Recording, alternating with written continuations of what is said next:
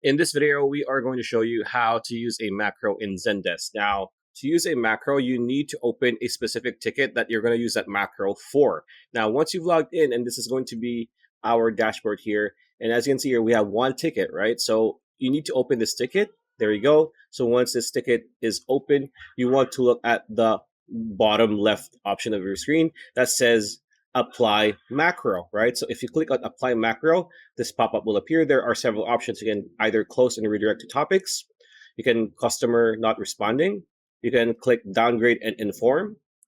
And then you can click on take it. Or alternatively, you can click create a macro. So you can create a new macro for any situation. So all you need to do is click in any of these, and that is going to be what the macro move is going to be for this specific ticket on your screen. So again, that is just how to create a macro. So again, you might not see it if you're new to Zendesk. Again, it's on the lower left corner.